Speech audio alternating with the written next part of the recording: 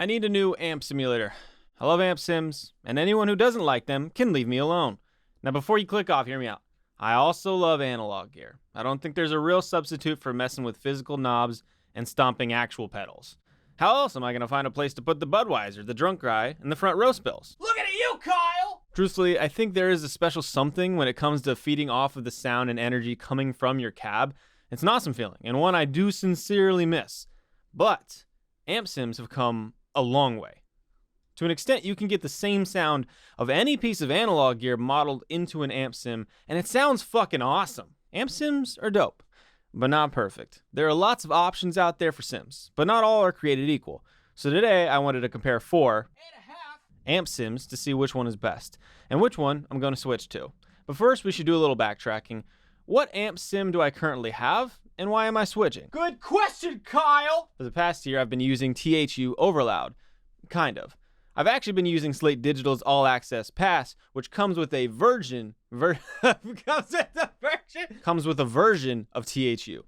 Essentially, this version is much smaller. The main perk with using Slate's bundle is that you get tons of really great plugins. You get their synth Anna 2, you get the kilohertz plugins, you get the virtual console, which has tons of compressors, EQs, mixing and mastering gear, modeled off of real world gear, and you get the THU thing. And you also get access to a shit ton of training from really talented people. It's a pretty sweet deal. But for some reason, anytime I use the virtual console, Ableton crashes. Not every time, but at least 80% of the time, which is annoying because they have awesome plugins that I want to use. And it's not like I have a dinky computer. I recently upgraded my CPU from a Ryzen 5 2600 to a Ryzen 9 3900X. It's a ridiculously fast CPU that can handle a shit ton. It is way more than I normally need for anything else. Like for real, I can put 50 to 100 instances of Contact on and it would still run fine.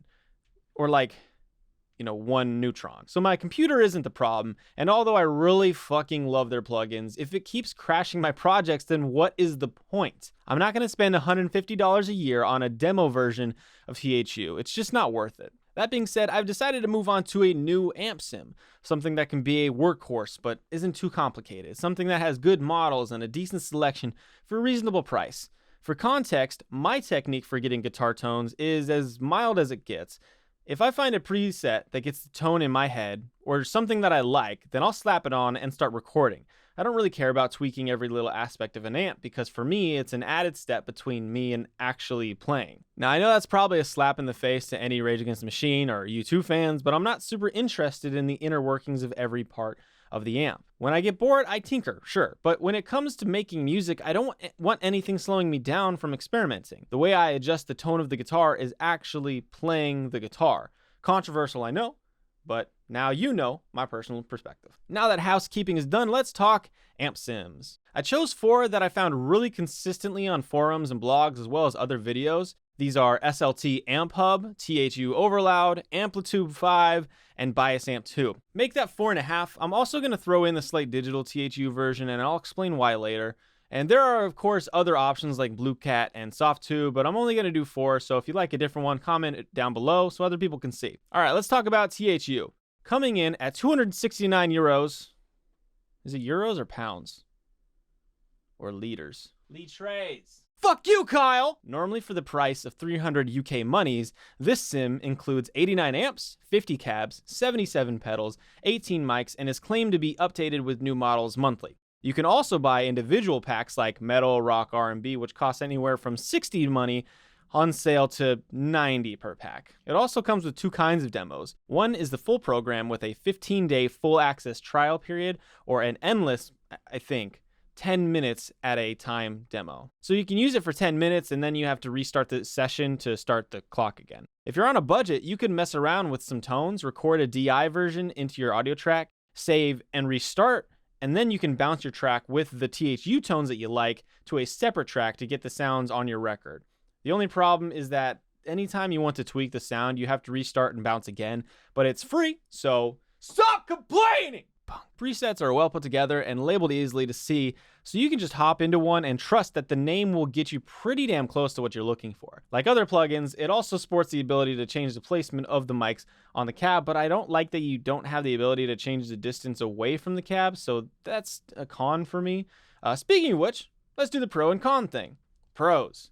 Ease of use. Presets do most of the work if you want. Lots of options. Almost any sound you want can be created with it. Added models each month. To be fair, I'm not sure how frequently they're actually added, but I'd say for the one-time price and the amount of models inside, it works as is.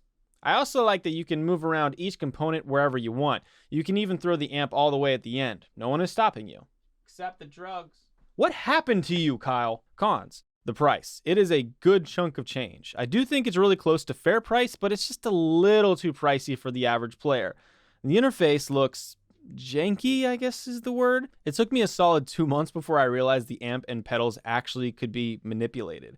I had assumed they were just JPEGs. It's overbearing. There are so many options that unless you know exactly what each thing is modeled after and how to manipulate them, you're going to be spending hours adjusting every knob before you actually know what you want. For me, this is best used by choosing a preset and then messing around with the individual parts from there rather than making a sound from scratch. You can, it just feels like a lot for some reason. Considering all of this, I would give THU Overloud a 6 out of 10 possible points. I think this is great for someone who is a little more experienced and already knows what sounds they're trying to emulate. But for a beginner, I think that it might just be too overbearing to get over that hump. And if the price point is getting you down, I would suggest trying the 15-day demo and seeing if maybe you can get all of the models you need through one of the packs. This is a totally serviceable plugin that sounds great and works 100% of the time. Now let's talk about THU with the Slate Digital All Access Pass. To get this plugin, you need to subscribe to the pass. This is either $25 month to month, or you can pay $150 annually. Or do this exotic looking best deal where you pay $9.99 a month for the first 6 and then $14.99 a month for the next 6, which totals out to $149. This one would be paid monthly, but it requires commitment, so either way you're paying them $150. Instead, it should be labeled best deal if you haven't paid your water bill yet. They getting that dough one way or another. This includes everything in the All Access Pass with the Anna 2, the kilohertz, and I already said this. Did I already say this? Is my life an endless loop of despair? It comes with 32 amps, 39 cabs, 31 pedals, and the same 18 mics as the full version. This one is not updated monthly from what I gather. Everything from the full version stands for this version except there are less plugins. But the presets are still really dope, and it has all the same functionality as the full version. Pros. All the same as the full. Plus, you get the amp simulator and a whole bunch of other good plugins. Cons. All the same as the full. Plus, you have to pay for the other stuff and you get way less model options. If you're like me and only use THU and maybe the kilohertz plugins, you're spending $150 for the foreseeable future for less stuff, whereas the full version is a one-time payment. Final score is a 5 out of 10.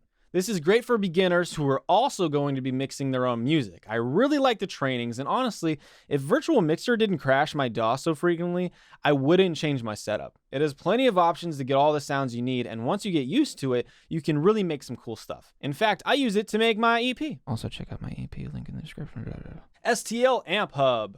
These guys have been shoving Facebook ads in my face for the past 3 weeks, and I'm fucking sick of it! So I clicked on one.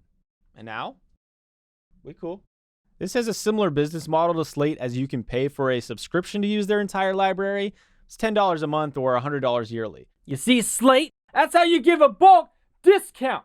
$20 off, bitches. I'm putting ice in this glass. They also have an option to buy models outright. The starting price for that is $49.99, which includes their plugin, a base model, plus an extra model. If you know you won't need all the other shit, it might be worth it just to spend a few monies on individual models. Now you can have ice whenever you want. The subscription model offers 18 amps, 14 cabs, 13 pedals, and 6 mics. Wait, hold up. That's like half of the models for Slate. So technically, Slate's the better deal. Well, Kyle, if that is your real name. Yes, statistically, that is a smaller number, but size isn't everything. Shut up! What it's stupid. What STL lacks numbers, it makes up for functionality. The interface is beautiful, easy to use, and fun to tweak. But best of all, it sounds really good. I can't say I know the modeling accuracy for each amp, but man, does the sound coming out work for me. Now the presets are lacking label-wise, and it is annoying trying to cycle through with the arrow button, only to realize that you have to change the person whose presets are named for. Otherwise, you're just cycling through Abel Hernandez's stuff for hours. Pros. Price. It's affordable and fair for the quality. Interface is easy and really pretty. There isn't too much to make everything overwhelming, but there's still plenty to tweak. It sounds really good. Cons. The preset thing I mentioned. I get naming them after the person they're modeled for, but having a couple just generic ones, I think, makes it easier to use out of the gate. The pedals are odd. Not bad sounding. They just kind of all jumble together rather than having them sorted into distortion, EQs, compressors, delays. But it's more of a pet peeve than a real con. They all work fine. Final score, 7 out of 10. It's great for beginners and anyone who plays guitar. Moving on! Amplitube 5. This is the high end of amp sims, and for good reason, but I'll get to that. This comes in 3 price ranges: $99 for the SE version, $199 for the regular, and $399 for the max. There is also a free version that I'll talk about later. The documentation states that the SE version has 77 models, the regular has 177, and the max has 400 fucking models. The max includes 107 amps, 101 cabs, 107 pedals, 44 effects racks, and 18 mics. The SE version has 12 amps, 13 cabs, 18 pedals, 14 racks, and the same 18 mics. Needless to say, this thing is a beast. While doing some digging, I found out that Amplitube is actually produced by a subsidiary of Fender, which isn't surprising because the models have actual name brands on them. Orange actually says orange, not origin or overange. And from what I can tell, they got the sounds pretty accurate. I can't speak for every single model, but regardless, the one thing I can say for sure about this plugin is that it sounds amazing. Also, the interface is breathtaking. Legit, one of the most awesome looking cab setups I've seen in an amp sim. Just look at the way you can interact with the mic placement. Like, what? You can change the rooms, you can change the speakers, you can adjust every fucking thing. It's amazing, and I love it. I will say though, on the topic of mic placements, there is a noticeable area when moving the mics forward and back from the speakers. There's this hiss that kicks on, and it's for every single cab and setup I tried. Not too big of a deal, but I did notice it. Also the pedals, for as beautiful as they are, it was kind of off the way you had to get rid of or add new ones to your chain. You had to remove them from the node view looking thing, and you couldn't just delete them from the pedal view. Truthfully though, with all of its beauty, the free version has a lot to be desired. There is very little you can use, and anytime you accidentally click on a grayed out model, it opens up their custom shop, which is like Amplitube's version of in-game purchases. Has EA taught us nothing? Honestly, it's a minor inconvenience, but I thought it was worth mentioning. Pros. The interface is amazing. The models are officially licensed and sound really good. The demo is usable and free. Cons. The full product is priced out of most people's range. And that being said though, the lower priced options I feel make up for it and are absolutely usable. The custom shop system is kind of annoying, but I have been told I'm a grouchy old man, so take that with a grain of salt. The presets are lacking and basically unusable for the demo version. Final score, 7 out of 10. This is for intermediate to advanced players who like to finick with small details like mic placement. And finally, we have Bias Amp 2. This is a mid-tier priced plugin discounted at the moment. $59 for standard, $119 for pro, and $179 for elite. Finding the exact numbers for models is really tricky, but I did find that all the versions had 32 amps, 24 cabs, 13 tone stacks, and 4 mics. This particular plugin is very different from the rest in that the model is based on individual components for guitar setups like transformers, tube inputs, bias adjustments, open or closed back cabs, etc. It's like if your friend who likes to microsolder Raspberry Pi boards and make MIDI instruments using potatoes decided he wanted to design an amp sim. It's really odd comparatively, but after a few minutes of looking through the components, I almost bought an amp building kit off of Trinity Amps. This plugin has a different user in mind, and I don't think that's a bad thing. I know I said that I don't like to tinker, but when people make a product that is easy to explore and visually appealing, I zone out and just fuck around. Like those Facebook videos of people in Thailand making houses out of clay. Does it help you at the present moment? No, but... Wait, what was I talking about? I think if you especially own vintage analog gear or are interested in learning about it, this might be a good plugin to just go to town and have fun. That being said, the pedal situation is weird because they're aren't any. Instead, they have this thing called a tone stack, which is a bunch of different program sounds that you have to manipulate in the exact same way. A little weird, but not entirely bad. Also, if you have a guitar sound you really like and want to emulate, Bias has this thing called Amp Match, where you insert the guitar tracks you like and it will create a match based on that track. I'm not sure how well this works because the demo doesn't have it available and I didn't want to spend money just to see if it was a gimmick or not. One thing I absolutely love is the cab system. It's not as pretty as Amplitube's room setup, but setting up the mics is super easy and it makes a lot of sense. I also like the systems for saving a setup you made in the number slot at the bottom so you can access it whenever. Limiting it to 10 sucks, but you can do a lot with 10 presets. Pros. The demo is awesome. It's free and works beautifully. The mic placement system is great. Customizability is unique and fun to mess with. The amp match system is really cool, but it's not available for the demo version, so I don't know if it works. Cons. Not for beginners. The interface is cool and fun to mess with, but for a beginner, it is way too much to process. I found after playing around that if I didn't save a sound I liked, I really had trouble getting back to it.